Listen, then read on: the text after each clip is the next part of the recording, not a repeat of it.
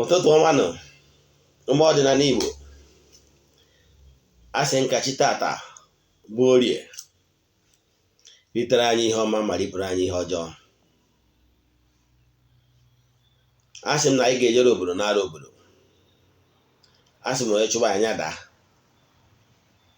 onye si ihe anyị ji wee dịrị anyị digbuo onye awa na ndụ, onye si ihe anyị ji wee nọrọ anyị nọgbuo onye awa na ndụ. Asị m ihe ọma dị n'elu ya dara anyị na ọdịnala ya pụrụ anyị obe ka anya fịa. Asị m na anyị ga-ejere obodo n'ara obodo, asị m na anyị ga-azụ ka afịa mana ya ama na ka afịa. Asị m egbe belu ugobelu nke si ibi ebe na ya gosi ebe ọ ya ebe, ọ bụrụ na o gosiri ebe ọ ya ebe asị m nkwukwa ya. Asị m ihe ọma na-ebe na be ndị ọzọ ya mebe na be anyị. Asị m onye fụrụ anyị lụta nwa ya nwụrụ anwụ, asị m nwa ya ọzọ anwụzi na ọnya nwa ya anwụzi. Ife ọma ka m si ya mee. Onye si na akwa ya macha, asị m na mpama ya bara nke ya. Asị m ihe ọma mere anyị mekwarụ ndị enyi anyị na ikwu na ibe anyị, na ife ọma mere otu onye ama ezu ise. Aka m bụkwa onye nke gị, Eze-Ana Ugochi tubelu na oraifite. Abụ m onye isi nchụaja na Ugochi tubelu ọdịnala temple. Anyị na-agba afa miri emi, lụkwazi ọrụ mmụọ dị iche iche. Abụ m ọkwazi onye mgbasa ozi ọdịnala Igbo. My mission is to help people live better life. N'ihe ị kwesịrị ịma gbasara Ugochi tubelu ọdịnala temple, ụbọchị Sọnde ọbụla bido na elekere nke 8 wee ruo n'elekere 2 nke ehihie, ọ mgbe anyị ji eme kanselin, na-agbaziri ndị mmadụ olu dị iche iche, na-akwụdoro ndị mmadụ n'ụzọ dị iche iche n'ife ọma ha kwesịrị ime ka ha wee pụta ihe. Nke a bụ ihe ị kwesịrị ịma. Nke abụọ bụ, so ọ bụrụ na ị chọrọ ịbịa n'Ugochi tubelu ọdịnala temple, fọ na-agọ n'isi gị nwere okwu ị ga-eji wee na ya aka nke ịbịa mma. Mana iyi esendịrị m meseji ka anyị bụ ukwu oge na ndị ga-abịanụ, maka na achọrọ m ka ọ dị overcrowded, maka na mmadụ one mma afụ ka m enwe ike inye appointment ya bụ ụbọchị. So ihe ọ pụtara na ọ bụrụ na ị ga-abịa ụbọchị ụka ọbụla, ị mara na ị ga-agwaburu m agwaburu. Den n'ụtụtụ tata ejego nke ọfọ n'isi ndị enyi m niile, n'isi ndị niile ihe anyị na-eme na-amasị. Agwakwara m ọfọ n'isi ndị niile na-bidogoro ịga ọfọ for 21 days nkwụsị gwaba. Ife ịrịba ama dị iche iche na-eme. Ọtụtụ ndị mmadụ ụzọ ha kpọchiri akpọchi, na ndị agbara ụchụ mmụọ na ndị agbara ụchụ mmadụ, ọtụtụ n'ime ha na-enwere onwe ha ma ọ bụrụ na ikwe gọba ọfọ 21 days nkwụsị gọba, na-eche ihu na east. Site n'ụzọ dị etu a, ị nwekwara ike iketa oke na ọfọ na aja niile anyị na-achụ n'Ugochi tubelu ọdịnala temple kwa ụbọchị ma ọ bụrụ na iche ihu na east wee gọọ ọfọ wee yọọ ayịyọ ka iketa oke na ọfọ na aja achụrụ n'ụbọchị ọbụla. Agwakwazị m ọfọ n'isi ndị na-amaghị necha vidiyo anyị, our YouTube videos, eshare ya ndị ọzọ, maka na asị m na ihe ọma mere ofe onye ama ezu. Wee na-aga ọfọ sị ga-akụzi n'ọta, na ọta ị na-akụ can never solve your problem, belụsọ ma imere the needful. Wee sị gị gọwakwa ọfọ ka ichigata na ọdịnala, gọwa ọfọ. Nwee mgbe iji abịa aga ọfọ, abịa agodoro ana. Ọdịnala bụ ụzọ ndụ, nọ ịgodoro ọfọ ahụ ụzọ iyi esi wee connect onwe gị with your ancestors. Isiokwu m ji wee bịa n'ụbọchị taa bụ ancestors, ndị ichie, our forefathers. Ọha nwa bụ ndị nna kpọkụ n'ụbọchị taa, and ihe gbasara ka m chọrọ ịkụzi n'ụbọchị taa. ị gara anụ gods of our land. Ugboro ole ka ị kpọkugoro ezumezu mmụọ niile ndị buru ụzọ wee bi na ana, ndị nna nna anyị ha, ndị anịkantana, ndị egere na ndị mbụ. Ị ga na-anụ ka a na-ekwu m okwu a. Ihe niile awa afọ eji ajọsifai ndị nna nna anyị ha na ikem ka mmadụ ga-atụ. Ọ bụrụ na ije n'akwụkwọ ndị ụka ọbịa na akwụkwọ mkpughe Liberation, ị ga-afụ ebe a kọwara gbasara the elders, the 24 elders. Ndị gụgara akwụkwọ ụka ọbịa ya agụta gị n'ebe e kwuru maka 24 elders, kwutakwa ebe e kwuru gbasara ihe anọ dị ndụ. Ihe ọ pụtara na even na akwụkwọ ndị ụka ọbịa realize na o nwere ndị bụ elders, even na throne of grace, gosiri na o nwere ndị na-ejere Chukwu na mmadụ ozi. Ya bụ na Chukwu okike kechalụ ihe n'igwe kee ana, kee ụwa niile na ihe ọma niile dị n'ime ya, nwekwanụ ndị na-ejere ya ozi, ndị na-arụrụ ya ọrụ, call them entities of powers n'ọnụ oyibo. Ya bụ those elders, ebe ọ bụ na ndị ụka ọbịa bụkwara na enwere ndị elders. N'ọdịnala Igbo anyị nwere ndị okenye, anyị nwere elders. Etu esi nwee elders n'ụwa nke a ka esi nwekwa elders n'ụwa mmụọ. Ịghọtara ya? And ịbụzi na onye eriri eri, kedu ka mmadụ ga-esi wee gwa gị na ndị nna nna nna ha thousands of years, bido na ikwu ndị ikwu nne gị wee gaba thousands of years, gawa n'ikwu nna gị thousands of years, na onwere onye mere ihe dị mma? Ọhịa na-achọ ịkọwa gị nwe onye eriri eri. Ndị Igbo na-atabanụ n'ọdịnala bụ ụzọ ndụ. Mụ nwa na onwe m bụ a living witness. Since m bidolo kpọkuwe my ancestors, ife ọma na-eme na ndụ metụ nsi chọ ka o si eme. Ọnya ka anyị si bịa n'ụbọchị na mma akụzi ihe gbasara uru ọ balụ bụ mmadụ irecognize ancestors ya. Ndị ụka ọbịa riri anyị rie anyị front and back ka mma araghị atụ. Ndị maragoro nkụzi mma na nna ala ka ịma ihe ọmụmatụ. Kedu ka mmadụ ga-esi gị na-asị gị na-agbọ St. Anthony of Padua dị na mba Italy, mana ga-akpọra ya ahụ ya own ancestors maka na edimonizere ha, kpọọ ha ndị mmụọ ọjọọ? Ikwelu ịmọrụ na eriri ga-eriri front and back. Ka mma ofu atụ, ụdị ezigbo mmadụ ọsọkwara gị bụrụ n'elu ụwa, i wee pụta na ya adị gị n'ụlọ, nwa gị a na-ebe akwa agụụ, nwa nnebọ gị a na-ebe akwa agụụ. Kedu ihe ị ga-eme? Nke mbụ na mbụ na ị ga-esigoro nri nye nwa gị, ọkwa eziokwu? Den wee werezie nke ọzọ wee nye nwa nnebọ, ọkwa eziokwu? Ọnya ka ndị Igbo ji atụ ilu si na ihe na-esi na nke onye akarịa. Now, kedu ka o si adịghị ka St. Anthony of Padua eji m ya amatụ na mba Italy, na ụmụnne ndị relative ya ndị ọcha niile ya na ya nọ na the same race ga na-akpụ ya? Ọ hapụgoro ha bee ịza gị nwawa onye isi ojii ozi oku? Ọ dị possible? Ọ ga-aza agoro ụmụnne, ọ zacha ụmụnne, o wee rụta gị nwawa onye mba bụrụ onye isi ojii. Nya ka etu a ka ọ dị na etu anyị nọ, i wee na-akpọ nna gị ya late father maọbụ na-akpọ ya late mother. Iwu na a ga-ebu ụzọ gagozagodo gị maka na ya blood runs in them. Ghọtara ya? Maka na ọha nwa bụ ya ancestors. Enwere kọdụ jikọrọ gị na ha, evi mma na ana mmụọ nwa.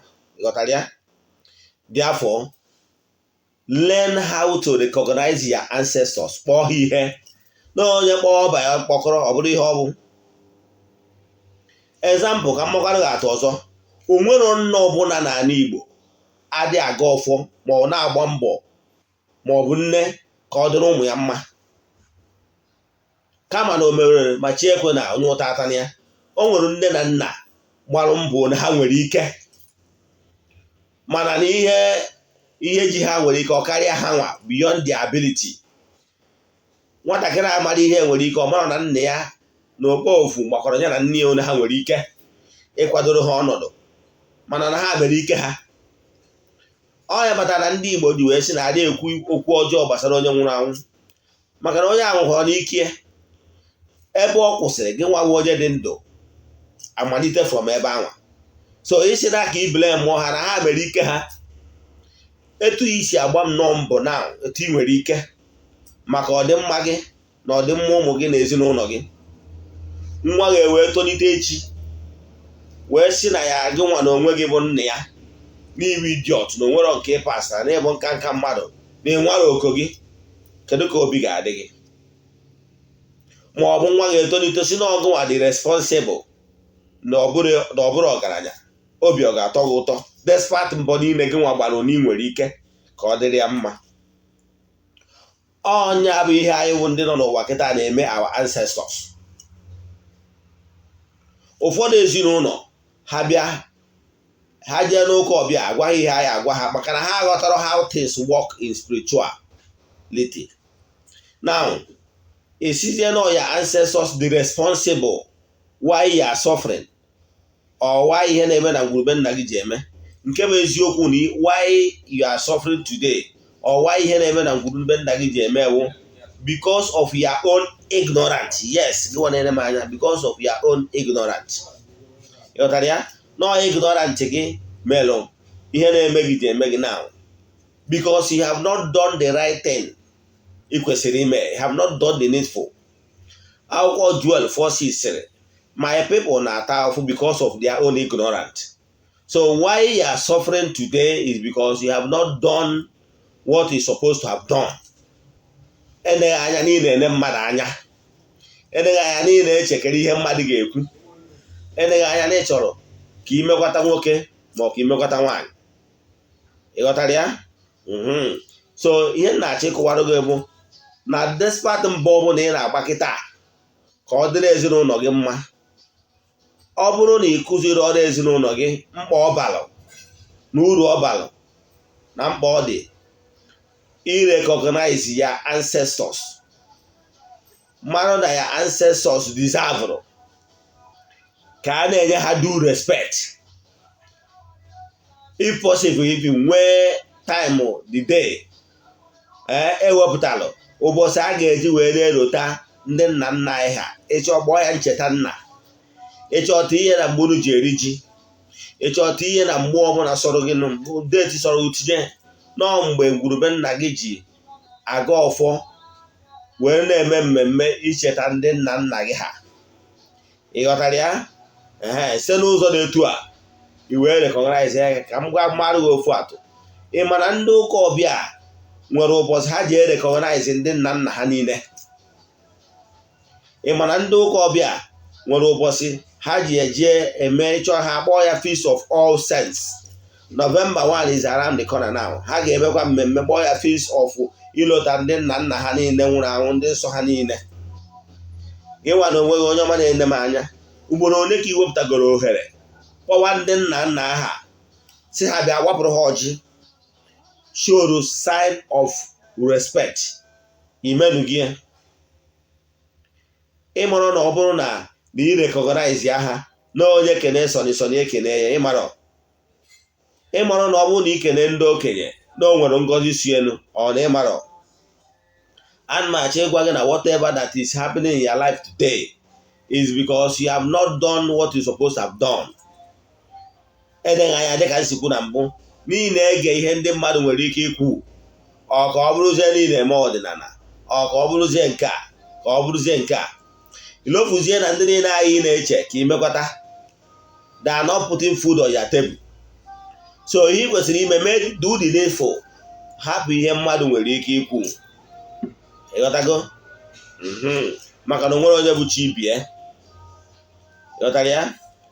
Ime the right thing ị kwesịrị ime ka ndị a na-afụrụ anya wee gọzie gị. So ihe na-achọ ịkọwa bụ your ancestors deserve na ị gara awara ha ọjị uru ọ bara, maka na ọha bụ ọnụ na-ekwuru gị na mmụọ. Ọ bụgoro Jizọs ndị ụka ọbịa o tresịrị agbụrụ ya ta agbụrụ David, ọ na-agụ gụgụdo agbụrụ ya wee gụta nọ na ya bụ nwa David. Ịghọtara ya? Ụmụ Izrel wee ruo taa ejuro na ha bụ ụmụ Abraham egwu. gị nwa na onwe gị ajụ ọgwụ aya ancestors ụfọdụ bụ ha ya esi ha nwere ike ịkpọ ha akpọgido kpọruo na generation ha nke ịtọ ọgwụ na ịjụ ọtụtụ ndị Igbo ka onye bụ nna gị ọgba aha nna ya, ka onye mụtara nna gị ọgba aha ya ọgwụkwọ.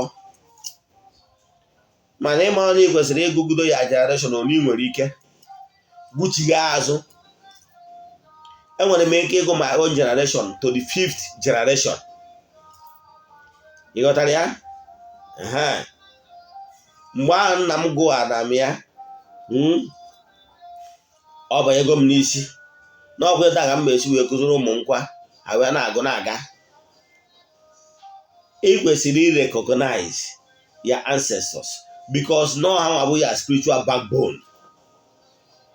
Ọ ha ga-akwụtoro gị. Gịnị bụ ndị ichie? Ndị ichie bụ ndị ụka ọbịa kpọrọ descents or ancestors. Ndị ichie bụ ndị nna nna gị ha, ndị isogoro bie n'ụwa mana ha ebisigo wee dị worthy to join the saints and become worthy ancestors that in the decision making. The way akwụkwọ ndị ụka ọbịa si wee gwa gị na o nwere ndị a na-akpọ 24 elders. Ndị a bụ ndị so na decision making. Ha bụ authority. Ị ghọtara ya? So those ndị ichie anwa bụ ndị nọgọ n'otu ndị ichie, they will never recant back. Ha abụrụgo ya ancestors once live here on earth and ha machogo wee chigha back into spiritual realm wee nọrụzie bụrụ authority. Ndị a na-abụ ndị ọ bụ ọda ọkpọ n'ihe mmụọ. So you need them because ọ ha abụọ ọnụ gara ekwuru gị na mmụọ. Ị mara etu esi ekwu na ịma mmadụ amaka, etu a ka o si bụrụ na ịma mmụọ mara ezigbota mma. Maka na ịmarụ mmụọ gara ekwuru gị ọnụ gị, mmụọ gara anụrụ gị ọgụ. Ọ ha agba anyị igide afụ ụzọ na mmụọ. Akụwago m mbụ sị na before anything will happen in this gross material, this planet earth, it must have take on form in the spiritual realm, in the ethereal. Ọ ga-anọ in the ethereal world before manifest na this gross material. Mana your ancestors na-afụ ya mgbe ọ ka nọ na spiritual realm. They can avert it. Ha ga-ebupụrụ gị mgbochi niile anwa. Ọnya ka o ji dị mma, you accord due respect due to them. Call it hyperdulia. Ọ nsọpụrụ ka anyị na-enye ha. Mana onye ofe niile dịrị bụ Chukwu okike nke pụrụ ime ihe niile, onye ike niile si n'aka ya abịa. Mana ndị angelu nke Chukwu niile anwa nọ na decision making, anyị na-enye ha nkwanye ugwu dịrị ha. Maka na isi n'isi ha bụ na nwere isi ka ibie, even na dị ụwa nke anyị nọ. Ị ghọtara ya? So create that time mgbe ọmụ na ị na-aga ọfọ, ị na-akpọku ya ancestors ndị afụrụ anya, ha bịa kwudoro gị. Maka na ọ bụrụ na ị kpọrọ ha, they are there looking at you, but you did not solicit for their help. You did not ask them to come and help you. In fact, ị mọrọ na ha na-eme exist. Ị mọrọ na ị nọrọ iweta ọjị ma ọ bụ nkwụ ọkụ wee godoro ha, wee yọọ ha, show homage. That thing you are doing is respect.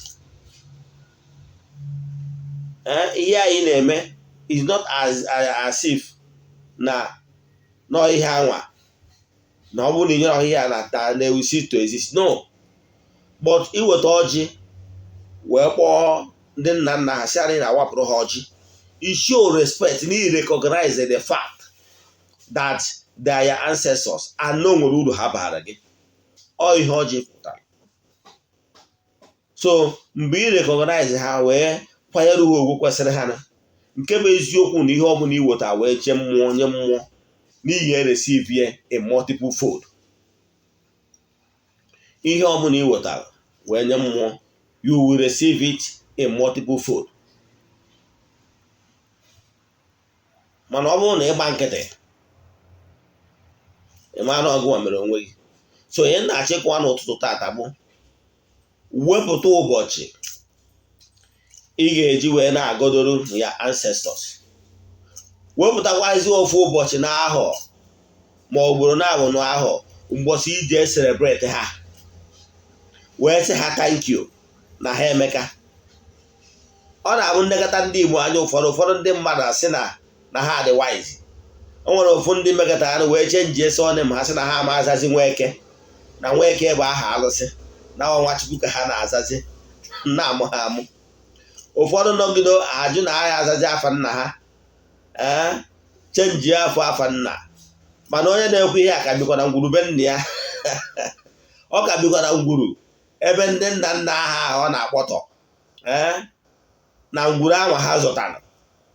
Mana onye dewere ahụ na-ejewego ụka ọbịa dị afọ na-enweghị ihe jikọ ya na ndị nna nna ụdị na ya rụrụ ọrụ ezinụlọ mana ọ ka bikwara na ndị nna nna anyị ha zụtara onye riri eri. So ịmara na problem ị na-enwe because na ịkpọtọrọ ndị okenye hapụ ime ihe ị kwesịrị ime. Ka m were onwe mmadụ, o nwere ọnwa ọbụla ma ya egburu chi m anụ, ịghọtara ya. My late father m megburu ya anụ every month. Ndị ichie ebe nne m na ndị ichie ebe nna m megburu ha anụ every month. Ọ dọọlị, ịghọtara ya, maka na adị agba hapụ isi aka wee na-agba ụrịọm. You must recognize them. Ọ ha nwa isi aka ha abụ ya spiritual eyes. You must create time to pay due respect for them. Ọ bụrụ na ị na-eme ihe ndị a na-awapụrụ ha ọjị na-enye ha oke ha, ha ga-akwụtoro gị. Nke bụ eziokwu bụ na ọ bụgoro na a na-ebughị agha ma ọ bụ na a na-achụ ọchụchụ, mana ụmụ mmụọ ya ancestors bakịrị gị up. Nke bụ eziokwu na o nwere ihe mmadụ ọbụla pụrụ imegbu gị, ịghọtara ya, maka na mmụọ high level of spirituality that are backing you. Therefore, ị ga-eje oru jee Igbo bido taa na-echukwa ya ancestors, bido taa na-egburu ha anụ, bido taa na-agọpụrụ ha ọfọ ka ha kwudoro gị, ka ị kwụsị ịkụ ọta.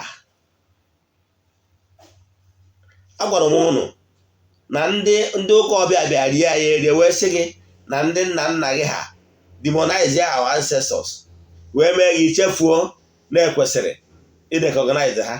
Ka njụgoro gị ajụjụ, kere maka ezinụlọ ndị niile alụgoro ọrụ ezinụlọ alụcha alụkwa ha ụfa mashọn ọkwụchago na be ụnụ ndị eriri eri. Ụfọdụ ji eweta ndị kpọọ ndị mmadụ abịa na-efekasị nnu, na-efekasị oyi, na-efekasị ofe ihe ndị nne m na-arụ ọrụ ezinụlọ ka arụcharịa ha ụfa. Obodo ụfọdụ je kpọtọ ndị okenye, ụfọdụ were ọjị dị na be ha gbuo, were ngwu dị na be ha gbuo, mekasị ofe ihe. Ka m na-ajụ ha ụfa ndị niile agburu isi niile dị n'obodo eji mara obodo ha ụfa ahụ afọrọ ha ndị niile aja emetọ ọtọ n'ọdị iche iche na ngwurube nna ha na ụdị na a na-aka asị na-aba ndị okenye. Kedu ebe ha nọ taa? Kedu ka ahụ dị ha? Onye eriri eri. Ịmara na mgbe ahụ ịbịa na-ebo ha ebubo na ọha nwa dị responsible for ya misfortune na mpịawazi ị na-enwe. Agwago gị na mpịawazi ị na-eme ewu maka na ịmarọ chi gị. You have not done the rightful thing. You have not done the needful. Ị ka na-akparị ndị okenye, ị nwetabeghị their blessing. Ị na-aga na-akpọ ogbenye dịka onye nwere nne na nna, mana ị nwere nne na nna, ị nwere ikwu na ibe ga-akwụdoro na mmụọ, mana because na ị rijetere ha, i wee kwụrụ ka nọrọ ka nwa enwe nne enwe nna na ndị dị ndụ. Ọnya bụ ihe mgbu gị. Instead of ị ga-recognize wee medo ha ka ha kwudoro ugbo ya spiritual backbone ka chi dị mma dịrị gị, ije na-akpọtọ ha mgbe ị bịa mechọ ọtọ nọ niile ka asịcha banye nyicha ha so akwụrụ ihe a wee na-ahịa ya ahụ ịtọ nọsi chọọ onye ya asị na ọnya na-eme. Ọ bụrụ eziokwu. Nke bụ eziokwu bụ na mgbe ahụ ị bịalụ gị na ndị otu gị n'ofeke bịara emekasị na-emebisi ihe ọdịnala dị na ngwuru, onwe ka ị na-eke agbụ maka mgbe ị na-akpọ ha aja afa mgbe aka ị na-ekota n'onwe gị okwu. Anya luo gị ana mmedu ihe ị kwesịrị ime bido taa. Ọ bụrụ na itigo aka n'ụdị ọtọnọdị ịtọ were akwa ihe dị ndụ akwa ọkụkọ Igbo wee see ha iwe si ya na taa na ịmadụgo na ịmadụbụrụ mbụ isechaa ha iwe, bido taa wapụwara ha ọjị, bido taa gụdobere ha, gwa ha na ọ bụrụ na ha chenjere gị ọnọdụ ị nwee chi dị mma n'ime echefunata ha na ị ga-ebido taa mebe ihe ị kwesịrị ime nke anyị ga-afụ na ọnọdụ gị ga-agbanwe. Maka na ịkụ ọta ekwesịrị gị. Ị na-akụ ọta maka na imere ihe ị kwesịrị ime. Ọ bụrụ na o nwere ihe ajụjụ ị nwere n'ihe a nkọwara gbasara ndị ichie taa, ezumezu ndị ichie, ịkpọkọta ha niile ọnụ na-egburu ha anụ ka ịhụghachi dị mma bido dịbara gị. Inwe ajụjụ ị nwere taa sendelu meseji na 08057837672. Eze-Ana Ugochi tubelu bụ afa m. Agazienụ. Daalụnụ.